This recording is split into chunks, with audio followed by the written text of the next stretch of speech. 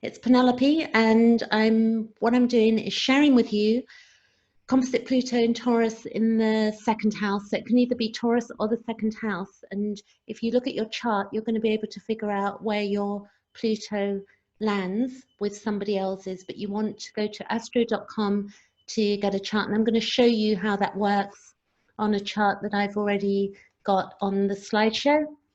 So here goes. What we have is that it's important to know this little bit here, that the house and the sign where Composite Pluto resides will show us the evolutionary intent of the relationship that we're having. So a relationship is any relationship we're having that we're dealing with somebody on a regular basis, you know, and it's really helpful to understand, because then we can work out our dispositions and what we need to do to evolve any problems that we have. It also shows us where the relationship left off, and then the polarity point on the composite chart is going to show us the way forward to solve our problems that we have in our relationships with others. And the north and south nodes and the location of the rulers are really important in evolutionary astrology as well.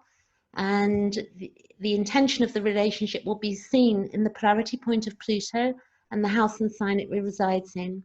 And here we can also understand why the relationship is actually taking place. Pluto, the soul's evolution through relationships. You can get volume 2, Jeff Wolf Green. You can get that on Amazon if you're exploring your relationships with others. So what I'm showing you now is my own chart, and you can see, if you can see my pointer here, I'm pointing to my own Pluto, which is on my MC. Conjunct my MC with Uranus. So that's my own personal Pluto on my natal chart. But if you look at a composite chart, which I'm showing you now, which is a friend of mine, and you can see that we have a composite Pluto in the 10th house there.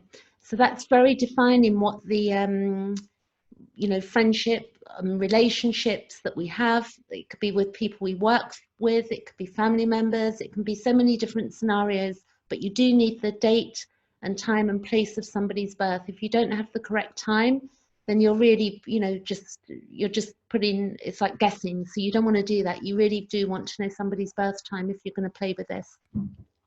So you can see here that the Pluto is in the 10th house, and then also with this friend, I've got the North Node is in Gemini in the 7th house, and the South Node is in Sagittarius in the 1st house. But I'm not going to go into the details on that. I'll make other videos on that. But I'm going to go to the next slide and read to you what Composite Pluto 2nd house or Composite Pluto Taurus means, so that you can check it out if you have this with somebody. So this is about values and systems to be investigated, creating new meaning for the relationship. So what you're doing with Composite Pluto 2nd house is that you're looking at your value system, because the 2nd house is to do with our values and our needs as well. Here it's about stability needed due to past life separation and or lacking in material resources, because the 2nd house is also to do with, and Taurus, to do with our material resources. And what you can look at is, you know, and understand that there's probably been past life separation and a lack of material resources with this placement. And it would have, you know, affected the stability and the survival of a relationship as well.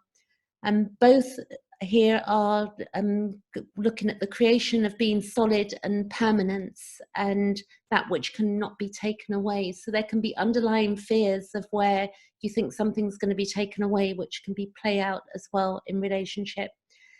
Both are desiring dependency from outside to increase the survival of the relationship. So that can be monetary, you know, and all sorts of things. It can be desiring things from outside to, you know, make the relationship feel fulfilled. It's a desire to possess as memories of separation. So there can be desires to possess each other, which needs to be looked at, because clearly that can cause, you know, problems and of jealousy and stuff like that. And there can be projection onto each other, giving too much meaning to each other, which is not particularly a good thing, because there's more to the world than just a one-to-one relationship as well. There can be isolating because of feelings of being threatened or intrusions from the outside. and there can be intense and selective of other people as well. There can be control and manipulation, and that can lead to a loss in a relationship. So we need to look at, you know, how we handle ourselves in wherever our Pluto is in our chart with another person. The way to remedy this is that you would then go to the polarity point, which would be the 8th house. So you would look at the polarity, the 8th house, or Scorpio, and you would need to confront limitations that exist, the ones that prevent growth. So the way that you look at that together, and then the occurrence of intense situations which allow for examination and changes. There can be emotional shock, separation, which will force the relationship. And the examination of self and our psychology gets us to answer our own questions. So it's really important that we examine ourselves and we look at our own psychology. So we can do that jointly. And when we get on with people, you know, we can discuss these things and our psychology, which can help the relationship evolve. Ultimately, we want to get to being self-empowered, self-empowerment, and being self-sufficient within that relationship, each individual. There can be sharing with the world and other, which is a really good thing to do, not just keeping it sort of in a small circle, but expand the circle. Isolation can cause our thinking to become distorted. So it's important that we, you know, have more, you know, things going on in our lives than just the one-to-one relationship and cutting ourselves off from other people.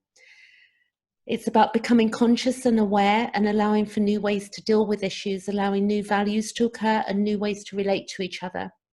And then also you want to get to a place of being in a relationship as a want rather than a need to possess the other, okay? So the next slide, which I really love what Jeff Wolf Green says here. He says the need to merge with the source, the universal, requires that the individual leaps into the abyss with faith so that all barriers preventing this consciousness union can be dissolved. Yet this evolutionary need is commonly met with resistance and fear. Just as the wave can resist returning to the sea for a time, so does the egocentric identification with the individual resist surrendering to the cosmic ocean of being from which he or she originated. And that's 346 of Jeff Wolf Green, Pluto, Volume 1. So what you want to do with this Taurus placement, second house Pluto, is really look at the way that you're interacting with another so that you can evolve, and then also look at the rulers and the nodes as well. And something I love that Carl Gustav Jung said, and this is again to do with our psyche and understanding the way we operate with each other, is that until you make the unconscious conscious, it will direct your life and you will call it fate. So the more we look at our psyche, then we begin to evolve our dispositions that are not really helpful to us. You know, for instance, if we have codependency issues or we're, you know, just have general issues in relationships, the more we look at it, and it's better if as a couple of friends that we can do this together. He also said, you know, and I see Pluto there. So, and also Carl Gustav Jung said, what you resist not only persists, but it will grow in size. So when we resist something, it's going to grow in size. So that would mean to me that we look at our relationships with other people. That's what life is on planet Earth. It's about relationships. So that's it. I'm going to stop share. And then I'm going to come back next week with Pluto in Gemini. And I look forward to that. If you know where your Pluto is, or you've got any questions where your Pluto is in Composite with another, got any questions, then I do have, you know, a booking page where you can book me and look at your chart together, or your own natal chart as well. The other thing you want to do in Synastry is look at your chart as well as the Composite and your own natal chart to really get a bigger picture of what's going on. Thanks for watching. Catch you next week.